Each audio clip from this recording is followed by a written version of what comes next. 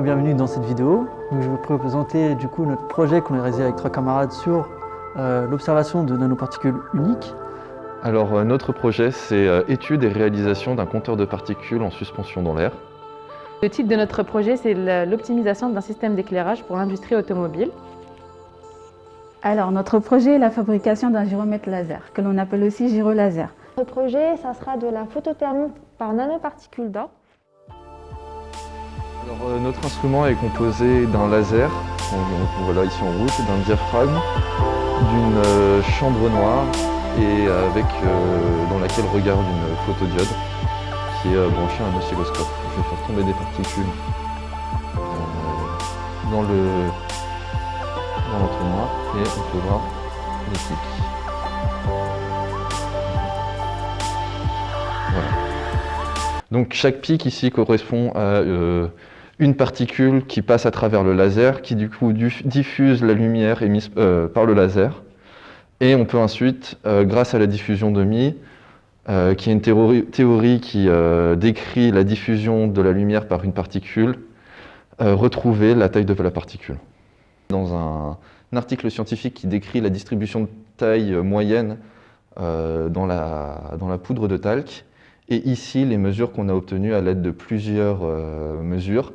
Les applications de cet instrument, c'est avant tout la détection de particules de pollution dans l'air. Pour la première fois cette année, on a été en collaboration avec une entreprise allemande qui s'appelle EDAG, qui est spécialisée dans l'ingénierie automobile.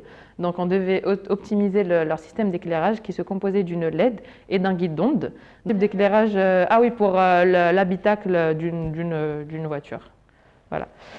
Et nous, notre mission, la mission que EDAG nous a confiée, c'est de trouver un élément optique qu'on peut insérer entre le guide d'onde et la LED qui puisse mélanger les couleurs pour avoir un blanc uniforme, donc un bon mélange de couleurs sur toute la longueur du guide d'onde.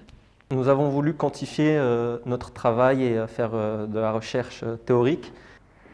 Alors, je me suis occupée de la partie simulation avec le logiciel LucidShape qui m'a permis de modéliser le système initial comprenant une LED RGB avec un guide d'onde, comme vous pouvez le voir ici.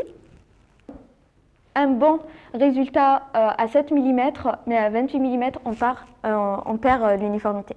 Les résultats qu'on a obtenus sont résumés ici. Donc, lorsqu'on obtient un bon blanc, vous verrez un good dans le tableau pour l'uniformité de la couleur. On a uniquement pu tester des diffuseurs en 2 dimensions et c'est des pistes qu'EDAG peut continuer à creuser et qu'on a explorées pour eux.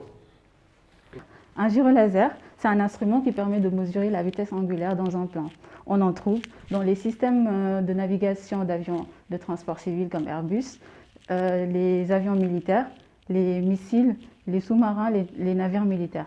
Nous aurons deux faisceaux. Un premier faisceau qui viendra dans le sens horaire, qui viendra donc se réfléchir sur une séparatrice où une partie se dirigera vers une photodiode. Un second faisceau viendra dans le sens anti-horaire, qui viendra se réfléchir sur ce miroir. Comme l'a dit précédemment ma camarade, notre dispositif il sert à mesurer les vitesses angulaires grâce à l'effet Sagnac qui a été découvert en 1913. Par contre, pour le faisceau qui va se propager dans le sens inverse au sens de la rotation, le faisceau est raccourci. Et en fait, de cette différence de chemin optique, on peut en déduire un déphasage.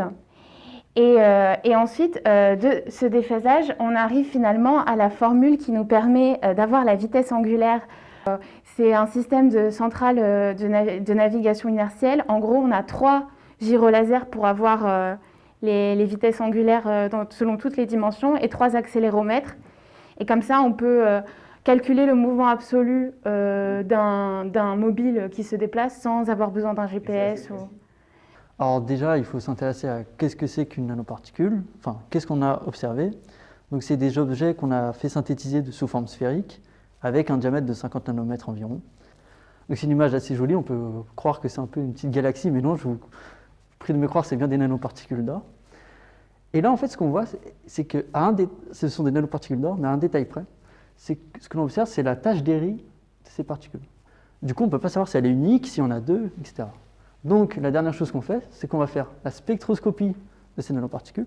Ça nous permet de dépasser cette limite de résolution, d'où le nom d'hypermicroscopie. Le but, en gros, c'est de chauffer des nanoparticules d'or en suspension. On a réussi à obtenir une augmentation de 4-5 degrés lors d'une exposition d'à peu près 2 minutes. Notre faisceau laser est dirigé sur notre goutte via un jeu de miroir et de diaphragme pour avoir quelque chose de très très précis. Notre goutte est suspendue à travers ce petit objet-là que nous avons dessiné et fait construire via une impression 3D. Alors, la deuxième partie de la manip, ça a été la partie spectroscopique. La cuve où est contenu notre échantillon est reliée à un spectroscope via, encore une fois, une petite fibre optique. Mais la partie ingénierie, réalisation des pièces, dessin, ça nous a pris énormément de temps parce que pour la moindre erreur millimétrique, ça ne fonctionne pas. On est assez fiers quand même du don qu'on a réussi à réaliser.